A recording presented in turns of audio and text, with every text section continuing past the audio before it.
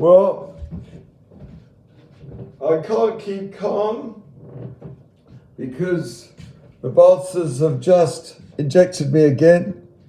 About half a dozen men of African descent.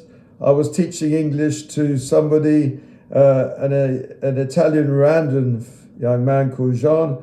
I was interrupted with my lesson, and six of them, whatever, came to inject me against my will, of course. I don't know what they're injecting me with. They don't say. They're not prepared to even give me their names. But there you have it. So I can't keep calm. I'm Jewish. I am the dissident.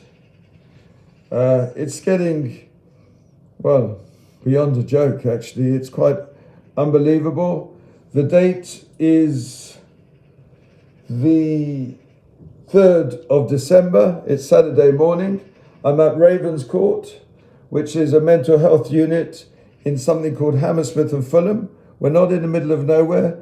This is London 2022. It seems like fascism has certainly taken hold. I think within the hospital and outside, actually, I think we're in very, very serious situations.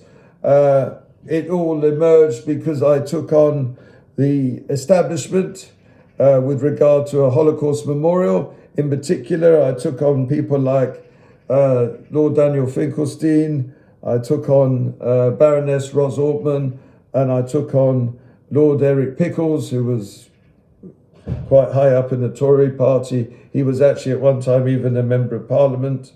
For some, he plays the gruff Yorkshireman and, straight talking.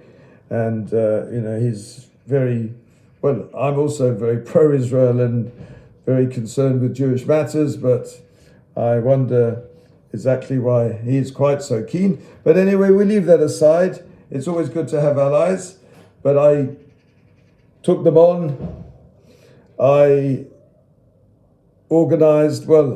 I suggested to certain civil servants within the House of Lords that code of conduct violations were being breached, in particular with registration of interests. It's a technical matter, and when I spoke to the various civil servants about it, I was told that I was harassing them, even though one in particular used to phone me and have a nice chat. So there you have it. This is England. It's a disgusting country. I have to say that I never thought that I would actually utter those words.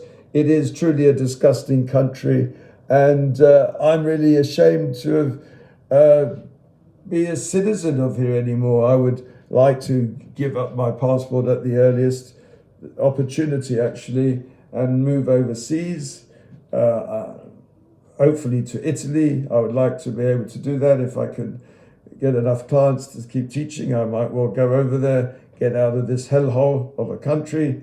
It's the only thing it's given me, and I'm proud of it, is an education. I was educated during the 70s and the 80s.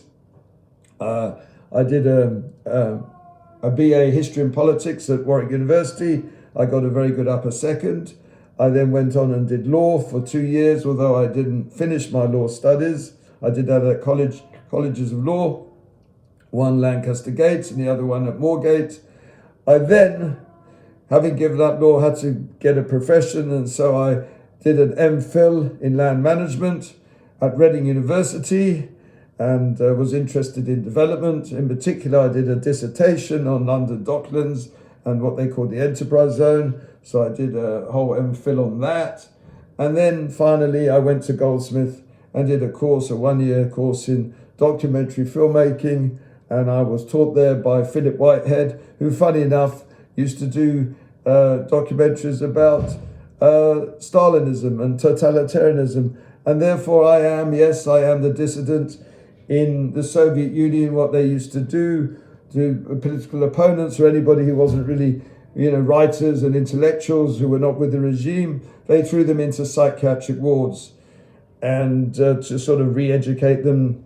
And a similar thing, I'm not saying the ward is quite as bad as not nearly as bad as I'm sure in the Soviet Union, but the same sort of nonsense is happening. It is a true disgrace, and I'm ashamed to see it, to be part of the United Kingdom. I think the place is a hellhole. I think it's only going to go down the tube fairly quickly, and I'm sure soon there'll be riots on the street, not demanding my freedom. But anyway, let's see how it all goes. Love to you all. Bye-bye.